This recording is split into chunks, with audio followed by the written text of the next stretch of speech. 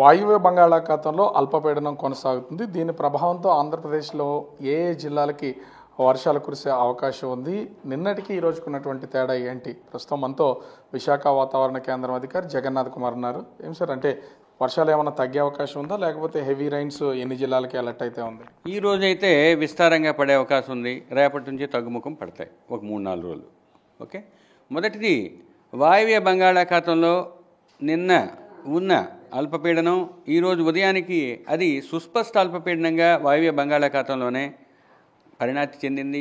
అది ప్రస్తుతం ఒరిస్సా తీరం ఆవల ఉన్న వాయువ్య బంగాళాఖాత పరిసర ప్రాంతాల్లో సుస్పష్ట అల్పపీడనంగానే కొనసాగుతూ 7.6 కిలోమీటర్ల ఎత్తు వరకు దానికి అనుబంధంగా ఉపరితల ఆవర్తనం కొనసాగుతుంది. ఇది నైరుతి దిశకు వంగి ఉన్నది. రాబోయే 24 గంటల్లో పశ్చిమ వాయువ్య దిశలో ఈ సుస్పష్ట అల్పపీడనం పయనించి ఉత్తర ఒడిశా, ఉత్తర ఛత్తీస్గఢ్, జార్ఖండ్ మీదుగా పయనించే అవకాశం కనిపిస్తుంది. దీంతో పాటుగా నైరుతి ఋతుపవన ద్రోణి దేశంలోని వివిధ ప్రాంతాల మీదుగా పయనిస్తూ బికనేర్, జైపూర్, దామో, పేంద్రా రోడ్, సంబల్పూర్ మీదుగా ఈ సుస్పష్ట అల్పపీడన కేంద్రం మీదుగా ఆగ్నేయ దిశలో పయనించి తూర్పు మధ్య బంగాళాఖాతం వరకు కొనసాగుతుంది. వీటితో పాటుగా 5.8 కిలోమీటర్ల నుంచి 7.6 కిలోమీటర్ల ఎత్తు వరకు ఒక ఉపరితల ఆవర్తనం విదర్భ, దానికి ఆనుకుని ఉన్న దక్షిణ ఛత్తీస్గఢ్ వరకు కొనసాగుతుంది. ఈ కారణాల వల్ల రాష్ట్రంలో రాబోయే 24 గంటల్లో పలు చోట్ల తేలికపాటి నుంచి మోస్తరు వర్షపాతం పడే అవకాశం ఉంది. రేపు కొన్ని చోట్లకు పరిమితమయ్యే అవకాశం. ముఖ్యంగా ఏ జిల్లాల మీద హెవీ రైన్స్ ఉండే అవకాశం ఉంది? ఉత్తర కోస్తా జిల్లాలైన శ్రీకాకుళం, పార్వతీపురం మన్యంతో పాటుగా అల్లూరి సీతారామరాజు జిల్లాల్లోని 1-2 చోట్ల ఈ 24 గంటల్లో భారీ వర్షపాతానికి ఆస్కారం ఉంది.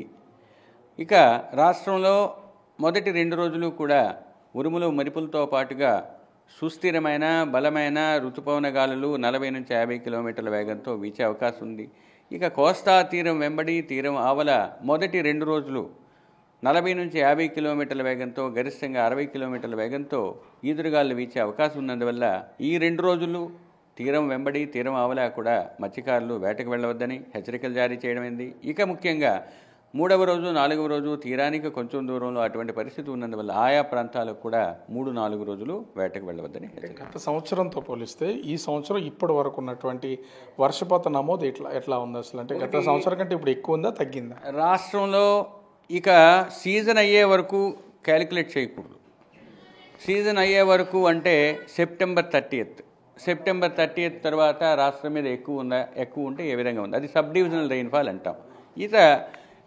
దాన్ని ఏమంటారంటే కరెంటు వరకు అయినట్టయితే ఈరోజు 3వ తేదీ సెప్టెంబర్, ఈ రోజు వరకు రాష్ట్రంలో ఉన్న 26 జిల్లాల్లో 25 జిల్లాల్లో సాధారణ స్థాయి నుంచి సాధారణం లేదా అంతకన్నా ఎక్కువ స్థాయి వరకు వర్షపాతం నమోదైంది. ఒకే ఒక జిల్లాలో సాధారణ స్థాయి నుంచి కొంచెం తక్కువగా వర్షపాతం నమోదైంది. 25 జిల్లాల్లో 6 జిల్లాల్లో సాధారణ స్థాయి కన్నా అధికంగా ఎక్సెస్ రెయిన్ఫాల్ రికార్డైంది. 6 జిల్లాల్లో విశాఖపట్నం, అనకాపల్లి, చిత్తూరు, సత్యసాయి, అనంతపురము, నంద్యాల ఉన్నాయి. మిగతా 19 జిల్లాల్లో సాధారణ స్థాయిలో ఉన్నాయి. అంటే ఇక్కడ ముఖ్యంగా చూస్తే ఇప్పుడున్నటువంటి వర్షాల ప్రకారం ఇంకా ఏమన్నా అల్పపీడనాలు కానీ వాయుగుండాలు కానీ ఏమైనా ఏర్పడే అవకాశం ఏమైనా ఉంటుందా ముందు?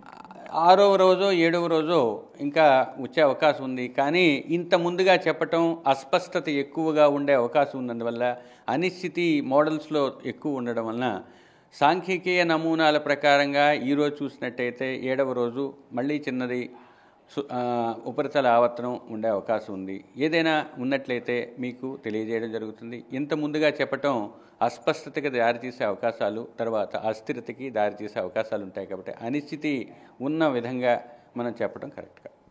ఓవరాల్గా చూస్తే ప్రస్తుతం ఈ బంగాళాఖాతంలో ఏర్పడినటువంటి ఈ అల్పపీడన ప్రభావంతో శ్రీకాకుళం, విజయనగరం, అల్లూరి సీతారామరాజు జిల్లాలకు సంబంధించి ముఖ్యంగా పార్వతీపురం మన్యం జిల్లాలో ఎక్కువంత అధిక వర్షాలు కురిసే అవకాశం ఉంది. మిగిలిన చోట్ల చెదురుమదురు వర్షాలు కురుస్తాయి. అయితే గత సంవత్సరంతో పోలిస్తే ఇప్పటి వరకు ఉన్నటువంటి దాని ప్రకారం కొంత అనుకున్న దానికంటే ఎక్కువగానే వర్షాలు కురిశాయి. మత్స్యకారులు ఎవరు కూడా వేటకు వెళ్ళొద్దు. మత్స్యకారులకి మరొక వారం రోజుల పాటు ఇదే పరిస్థితి కొనసాగుతుంది. అదేవిధంగా 10వ తారీఖు లోపు ఇంకా బంగాళాఖాతంలో అల్పపీడనాలు ఏర్పడే అవకాశాలు ఉన్నాయని విశాఖ వాతావరణ కేంద్రం అధికారి జగన్నాథ్ కుమార్ చెప్తున్నటువంటి పరిస్థితి కనిపిస్తోంది. కెమెరామెన్ అజయ్తో రాజు, బిగ్ టీవీ, విశాఖపట్నం.